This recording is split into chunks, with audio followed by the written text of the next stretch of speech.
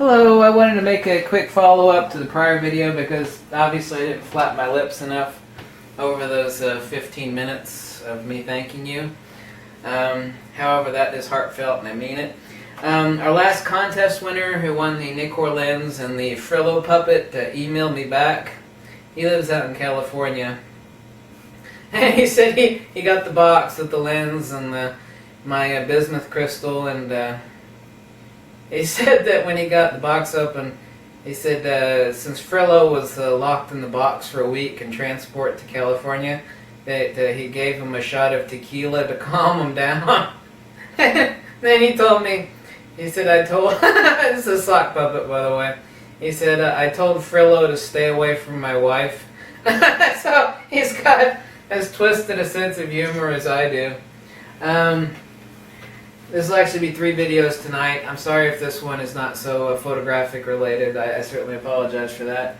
Sometimes I wax poetic unnecessarily.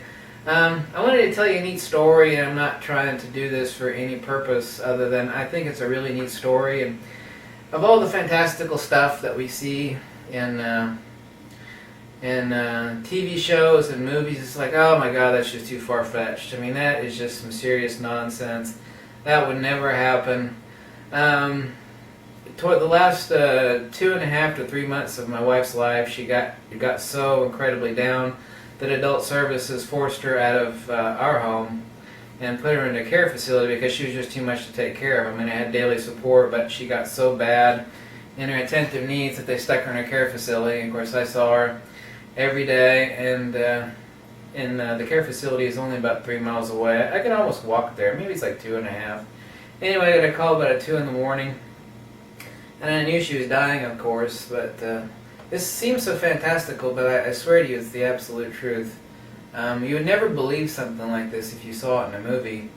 And I arrived, they gave me a phone call. They said her breathing is labored, her heart rate has changed, and she's not going to die tonight, so this will be the last time it's here. You need to rush over here now. So I went over there, and I actually went in, and I could see her chest heaving at a really irregular rate, and they left me alone because she had a DNR, which is a do not resuscitate. That was her last request, you know, before she totally got out of it.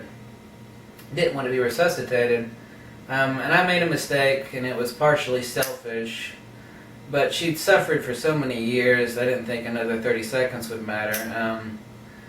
I did not think about this consciously at the time because it was so immediate, but she actually died with her eyes closed, and it's not like I was trying to squeeze the last seconds of life out of her. I don't know what I was thinking, other than I wanted to say goodbye to her, and it was all subconscious, so I actually gave her CPR. Nobody else was in the room. They all left. When you're in a care facility like that and you're dying, you have a DNR, they don't care. You know, you're going to die, you're going to die.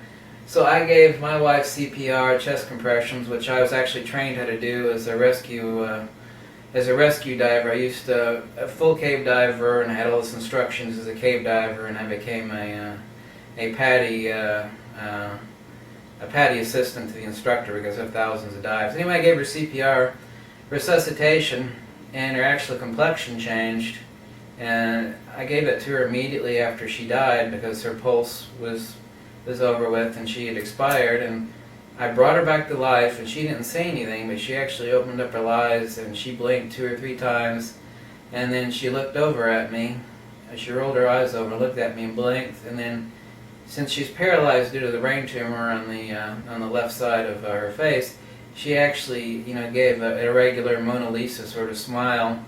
And kind of looked at me dearly, and I held her, and she passed away there. So, man, I was selfish for bringing her back to life for 30 more seconds, but after 10 years of suffering, you know, I didn't think about any of this stuff consciously as it happened. I don't know why I'm telling this story. I just think that it's so fascinating and it's so unbelievable, but it actually did happen. You know, she died there as I had my hand on her shoulder, and I saw her expire. And of course she registered as having deceased, and I gave her CPR and I brought her back to life. I don't know what the time was, but when stuff like that happens, it like time freezes.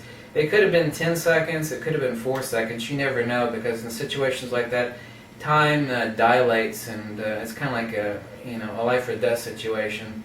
where you have no real perspective of time that's realistic. And anyway, she looked over at me, she blinked, and then gave me a smile, and then, I had my hands around her at that time, and then she died. So I thought that you all would think that was an interesting story, and it's totally true. And if I were younger and I saw that in a movie, I'd be like, yeah, whatever, that stuff doesn't happen. But that's exactly what happened to me. So it's both depressing, obviously, but it's very, very fascinating, and something, of course, I'll never forget. And I have a bad memory, too. And memory issues due to PTSD, but stuff like that will stay with you forever. And it's both a very good memory and a very depressing memory, but it's a fascinating memory nonetheless. So I thought I'd share that story with you. I don't know why it's not photography related, but it is related only in the sense that you should capture the moments with our loved ones with your camera, and you're able to reminisce, through their lives, and have those self-mover pictures that I talked about before, to jog your memory. They're tools, as the Greeks referred to it as anamnetic tools, or anamnesis, which means recollection, but not recollection like we think of, but a sort of noetic or divine recollection. And those photographic self-movers are tools for allowing that to occur. And of course, that's why we keep family albums and whatnot. But anyway, thanks for watching. I'm sorry if the story was obviously not photography related. I just kind of wanted to say that. And I always thought it was a really fascinating story. And it sounds unbelievable, but I swear it's totally true. So, thanks for watching. Catch you later.